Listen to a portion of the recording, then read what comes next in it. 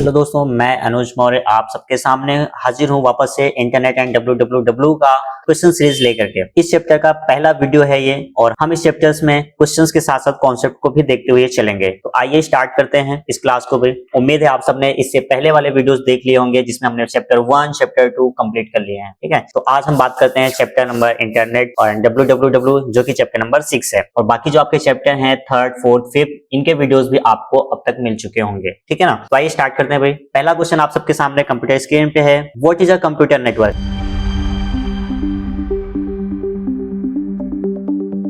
ये लीजिए, आपसे मैंने बोला कंप्यूटर स्क्रीन पे आपके सामने क्वेश्चन है, तो अब बात आ जाती है कंप्यूटर नेटवर्क की कि कंप्यूटर नेटवर्क क्या होता है। तो 4 ऑप्शन आपके सामने है भाई। पहला ऑप्शन है a computer connected to a printer only, क्या इसी को कंप्यूटर नेटवर्क कहते हैं। A stand alone server managing resources locally, क्या इसको कंप्यूटर नेटवर्क कहते हैं। तीसरा ऑप्शन है a collection of interconnected devices that can communicate and share resources, क्या इस प्रकार के कनेक्शन को हम एक नेटवर्क बोलते हैं, कंप्यूटर नेटवर्क। या फिर चौथा ऑप्शन आपके सामने है a single computer connected to the internet, या इसे हम कंप्यूटर नेटवर्क कहते हैं। कहीं ना कहीं अगर देखा जाए तो यहाँ पे कनेक्शन क्रिएट हो रहे हैं, बट अगर इन चारों में से सही ऑप्शन बेस्ट ऑप्शन ढूंढा जाए तो उसके अकॉर्डिंग आपका डी एलिमिनेट हो जाएगा, बी भी एलिमिनेट हो जाएगा एंड ए भी आपका एलिमिनेट हो जाएगा। यहाँ पे देखिए नेटवर्क क्रिएट हो रहा है बट बोला है कि क्या computer connected to printer only, से हम कंप्यूटर नेटवर्क में प्रिंटर से कंप्यूटर कनेक्ट कर पाते हैं, तो इसलिए ये तीनों ऑप्शन आपके यहाँ पे गलत हो जाएंगे। इसका सही ऑप्शन है आपका option number C for confirm, a collection of interconnected devices that can communicate and share resources. Interconnected devices का कलेक्शन जो कम्युनिकेट करते हैं और रिसोर्सेज को आपस में शेयर करते हैं, उसी को बोलते हैं हम कंप्यूटर नेटवर्क। तो आइए और भी जान लेते हैं भाई कंप्यूटर नेटवर्क के बारे में। वही चीज यहाँ पे देखिए मेंशन है, computer network connects devices like computers, printers and servers to communicate and share resources. इस प्रकार से आपका कंप्यूटर नेटवर्क वर्क करता है।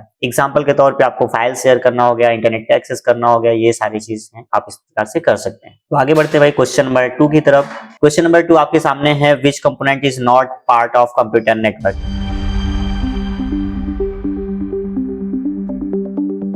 इन चारों में से कौन सा ऐसा कंपोनेंट है जो कंप्यूटर नेटवर्क का पार्ट नहीं है। पहला ऑप्शन है फाइल सिस्टम, दूसरा ऑप्शन है ट्रांसमिशन मीडियम, तीसरा है सेंडर, चौथा है मैसेज। तो अगर नेटवर्क के कंपोनेंट की हम बात करें तो नेटवर्क के 5 कंपोनेंट होते हैं, जिसमें से आपका सेंडर उसका कंपोनेंट होता है, मैसेज भी कंपोनेंट होता है, ट्रांसमिशन मीडियम भी कंपोनेंट होता है, बट आपका जो फाइल सिस्टम है ये कंप्यूटर नेटवर्क का कंपोनेंट नहीं होता है। इसके अकॉर्डिंग, क्योंकि क्वेश्चन आपसे पूछा है कौन सा इसमें कंप्यूटर नेटवर्क का कंपोनेंट नहीं है, तो इस वजह से आपका सही ऑप्शन जाएगा ऑप्शन नंबर ए। और बाकी अगर हम बात कर लेते हैं और बचे हुए आपके कंपोनेंट, जिसमें मैंने बोला कि 5 कंपोनेंट्स होते हैं कंप्यूटर नेटवर्क के, तो उसमें आपका आ जाता है भाई मैसेज, सेंडर, ट्रांसमिशन मीडियम और प्रोटोकॉल भी आ जाता है आपका। क्लियर है ना, एक रिसीवर भी होता है। तो ये आपके 5 कंपोनेंट्स होते हैं कंप्यूटर नेटवर्क। तो आइए नेक्स्ट क्वेश्चन की तरफ चलते हैं भाई। What type of transmission media use light signal for data transfer.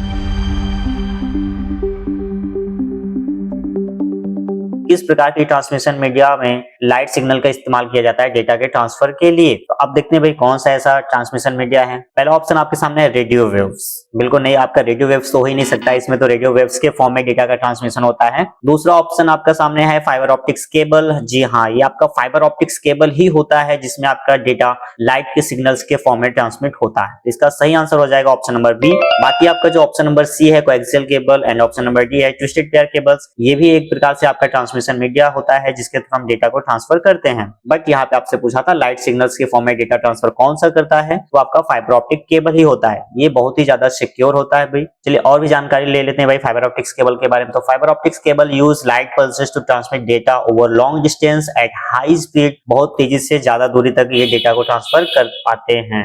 They are immune to electromagnetic interference unlike twisted pair and coaxial cables.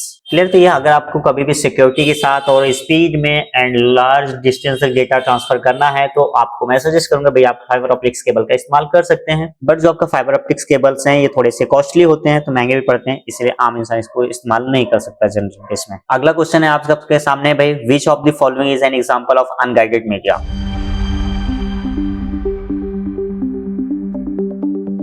इन चारों में से अनगाइडेड मीडिया का एग्जांपल क्या होता है? अब ये अनगाइडेड मीडिया क्या होती है पहले तो ये जान लीजिए आप। देखो ट्रांसमिशन मीडिया की बात कर रहे हैं तो हम अभी आपको मैंने बताया नहीं था, ट्रांसमिशन मीडिया क्या होता है? एक ऐसा पाथवे, एक ऐसा रास्ता जिसके थ्रू आपका डेटा एक कंप्यूटर से दूसरे कंप्यूटर में जाएगा, या फिर आप बोल सकते हैं सेंडर से रिसीवर तक जाने का वो रास्ता, जिस रास्ते के थ्रू आपका डेटा जाता है। ये दो प्रकार के होते हैं, एक आपका होता है गाइडेड, एक होता है अनगाइडेड। गाइडेड मीडिया को हम बोलते हैं वायर्ड मीडिया, जहां पे डेटा हम ट्रांसफर करते हैं केबल्स के थ्रू, फिजिकल केबल्स के थ्रू। दूसरा आपका होता है अनगाइडेड मीडिया, जिसे हम बोलते हैं वायरलेस मीडिया। इसमें क्या होता है, कोई भी फिजिकल केबल की जरूरत हमें नहीं पड़ती अपने डेटा को ट्रांसफर करने के लिए। तो अब डेटा कैसे ट्रांसफर होता है? इसमें डेटा आपका जो है वेव्स के फॉर्म में ट्रांसफर होता है एयर के, ठीक है ना। तो यहाँ पे हमसे एग्जांपल पूछा है अनगाइडेड मीडिया, तो पहला ऑप्शन की तरफ चलते हैं भाई, ट्विस्टेड पेयर केबल। जी बिल्कुल नहीं, ट्विस्टेड पेयर केबल तो आपका यहाँ पे जब केबल की बात कर लिया थी तो गाइडेड मीडिया में आएगा। दूसरा ऑप्शन आपके सामने अगर बात करें option number C coaxial cable, तो कोएक्सियल केबल भी आपका गाइडेड मीडिया में आता है। ऑप्शन नंबर डी की अगर बात करें फाइबर ऑप्टिक्स केबल, तो ये भी आपका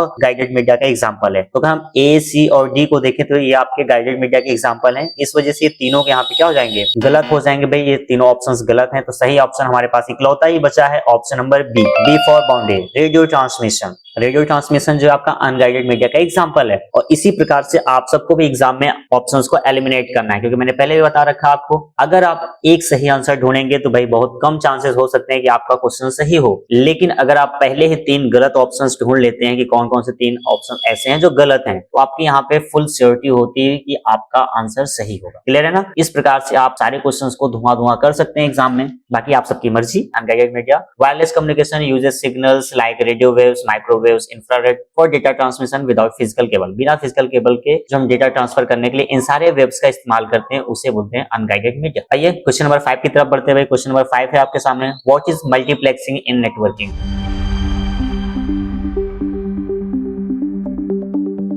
मल्टीप्लेक्सिंग में क्या होता है भाई, कई सारे इनपुट्स आते हैं जिनको कंबाइन करके एक सिंगल आउटपुट प्रोड्यूस किया जाता है। इसी चीज को बोलते हैं, इस पूरे प्रोसेस को बोलते हैं मल्टीप्लेक्सिंग। मतलब कई सारे इनपुट्स को कंबाइन कर देना, मल्टीप्लेक्स कर देना। तो अब इसके अकॉर्डिंग आपका सही ऑप्शन ढूंढते हैं, पहले कौन सा होगा। पहले तो हम गलत ऑप्शंस को ढूंढेंगे, कौन कौन से ऑप्शंस गलत हैं, तो उसके बाद सही ऑप्शन तो मिल ही जाएगा। पहला ऑप्शन आपके सामने डेटा पैकेट्स रूटिंग, जी बिल्कुल नहीं, ये तो इसका सही ऑप्शन है ही नहीं है। दूसरे ऑप्शन की तरफ चलते हैं, इंक्रिप्शन ऑफ डेटा पैकेट्स, जी बिल्कुल नहीं, आपका दूसरा ऑप्शन भी सही नहीं है, तो ये भी आपका गलत हो जाएगा। ऑप्शन नंबर सी की बात करें, splitting one input multiple output, बिल्कुल भी नहीं, ये भी आपका सही ऑप्शन नहीं है। ये तो आपका होता है डीमल्टीप्लेक्सिंग, जहां पे स्प्लिट किया जाता है एक सिंगल इनपुट को कई सारे आउटपुट, ये आपका डीमल्टीप्लेक्सिंग कहलाएगा भाई। ऑप्शन नंबर डी की अगर बात करें, sending multiple signals simultaneously but combining them into one, जी हाँ, इसका सही ऑप्शन आपका है option number D, D for done. तो देखिए इस प्रकार से आपको सारे क्वेश्चंस को पढ़ने हैं और सारे ऑप्शन को पढ़ने के बाद सही आंसर तक आप पहुंचो, ठीक है। तो यहाँ पे इसका सही आंसर होगा डी, डी फॉर डन। ठीक है, मल्टीप्लेक्सिंग के बारे में थोड़ा सा जो मैंने बताया वही यहाँ पे मेंशन है आपके पास, आपके सामने भी है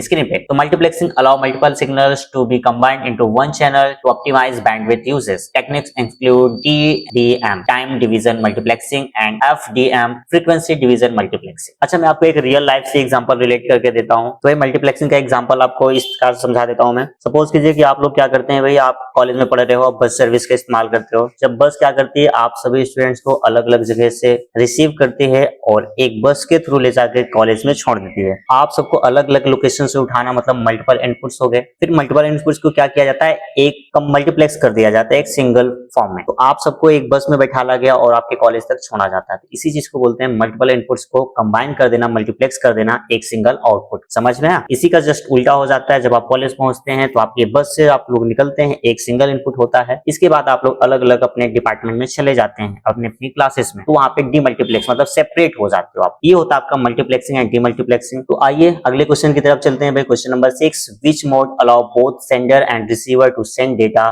साइमल्टेनियसली।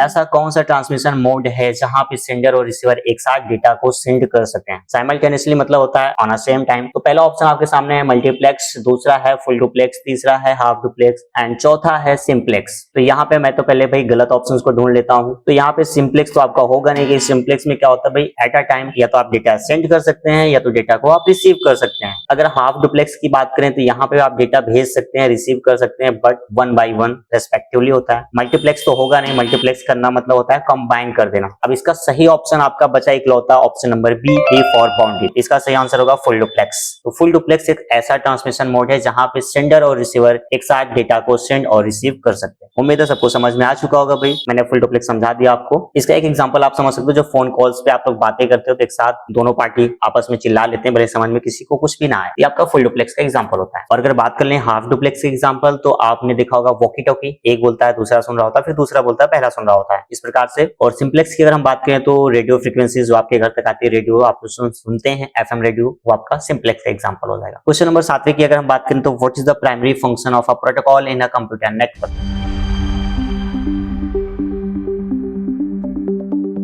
कंप्यूटर नेटवर्क में प्रोटोकॉल का क्या फंक्शन होता है? तो भाई 4 ऑप्शन आप सबके सामने हैं। पहला ऑप्शन है मैनेज हार्डवेयर रिसोर्सेज। क्या प्रोटोकॉल का काम होता है हार्डवेयर रिसोर्सेज को मैनेज करना? मेरे अकॉर्डिंग तो ये ऑप्शन बिल्कुल भी सही नहीं है, तो ऑप्शन नंबर ए आपका यहाँ पे भाई गलत हो जाएगा। अगर ऑप्शन नंबर बी की बात करें तो to identify device uniquely, device को आइडेंटिफाई करना, नहीं ये तो आईपी एड्रेस का काम होता है, आईपी एड्रेसिंग करते हैं इसको, तो ऑप्शन बी भी यहाँ पे आपका एलिमिनेट हो जाएगा। अगर ऑप्शन नंबर डी की बात करें तो टू इनक्रिप्ट डेटा, क्या डेटा को इनक्रिप्ट करना, नहीं ये तो इनक्रिप्शन कहलाता है, तो ऑप्शन डी भी आपका एलिमिनेट हो जाएगा। इकलौता बचा आपका option number C to define rules for communication. Communication के लिए कुछ रूल्स को डिफाइन करना ही प्रोटोकॉल का मेन पर्पस होता है। इस तरीके से आपका यहाँ पे ए बी डी एलिमिनेट हो जाते हैं। इकलौता ऑप्शन आपका बचता है ऑप्शन नंबर सी, तो सी ही आपका बेस्ट आंसर है। तो आइए आगे बढ़ते हुए, protocol defines the rules and conventions for communication, for example HTTP facilitates web browsing and TCP IP enabled devices communication on the internet. इन सब की हेल्प से आप एक इंटरनेट पे कम्युनिकेशन कर पाते हैं। अगला क्वेश्चन है आपका क्वेश्चन नंबर 8वां, which of the following is not a cause of impairment in communication?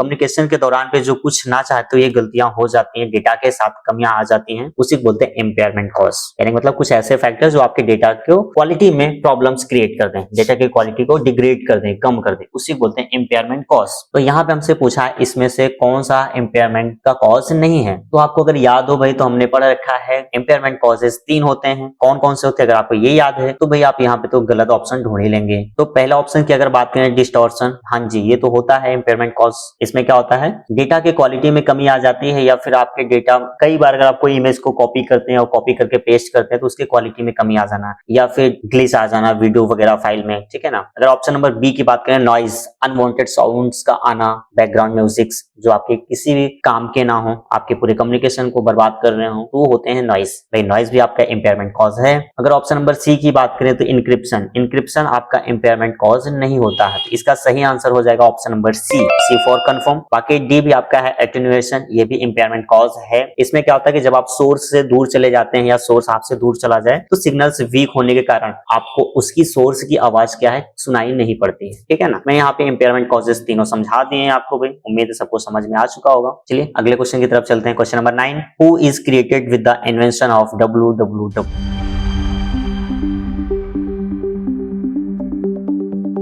WWW किसने इन्वेंट किया, इसका क्रेडिट किसको जाता है? तो ऑप्शन नंबर ए है एलन टर्निंग, जी बिल्कुल नहीं, इन्होंने तो बनाया ही नहीं है। अगर ऑप्शन नंबर सी की बात करें रॉबर्ट कैन, तो ये भी इन्होंने भी नहीं बनाया भाई। ऑप्शन नंबर डी की बात करें विंडसेफ, तो इन्होंने भी नहीं बनाया। तो बनाया किसने? इकलौते ऑप्शन बचते हैं भाई option number B Tim Berners Lee. हाँ जी, तो टिम बर्नर्स-ली अंकल ने ही आपका WWW वर्ल्ड वाइड वेब को क्रिएट किया, इन्वेंट किया। तो इसके अकॉर्डिंग इसका सही आंसर हो जाएगा आपका option number B for boundary. हमने लगाया फिर से बाउंड्री। उम्मीद है सभी को समझ में आ रहे होंगे सारे क्वेश्चंस, और कॉन्सेप्ट भी समझ में आ रहा होगा और मजा भी आ रहा होगा साथ के साथ। और अगर आपको लगता है कि आपको कोई भी कॉन्सेप्ट पता नहीं है तो या तो आप कॉपी पेन लेकर के बैठें और साथ के साथ लिख लीजिए। बाकी हम ये क्वेश्चंस जो है आपको भेज देंगे भाई प्रैक्टिस के लिए, आप उनको प्रैक्टिस कर लीजिएगा। अगले क्वेश्चन की तरफ चलेंगे भाई। Question number 10, what was the first graphical web browser?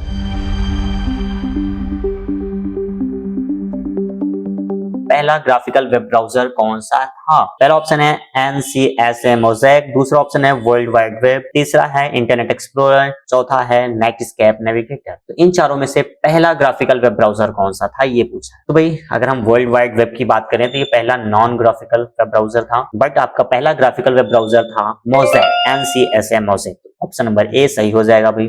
NCSA Mosaic launched in 1993 was the first web browser with a graphical interface, making the internet more accessible to the general public. आम लोगों के लिए internet को आसानी से access कर पाना एक बढ़िया ग्राफिकल इंटरफेस प्रोवाइड किया किसने? मोज़ैक। कब लॉन्च किया गया? 1993। ठीक है ना। ये था भाई आपका पहले ग्राफिकल वेब ब्राउजर से रिलेटेड डेटा। आगे बढ़ते हैं तो भाई आज इस सीरीज का, इस चैप्टर का पहला पार्ट खत्म होता है यहीं पे। हम मिलेंगे फिर नेक्स्ट सीरीज में, नेक्स्ट पार्ट में। तब तक के लिए आप लोग इस वीडियोस को फिर से एक बार देख लीजिए और सारे क्वेश्चंस की प्रैक्टिस कर डालिएगा। प्रैक्टिस के लिए क्वेश्चंस आप सबको एप्लीकेशन पे भेज दिए गए हैं, वहां पे जाइए, आप वहां से पीडीएफ डाउनलोड कीजिए एंड प्रैक्टिस कीजिए। मिलते हैं नेक्स्ट वीडियो में, तब तक के लिए सबको टाटा बाय बाय।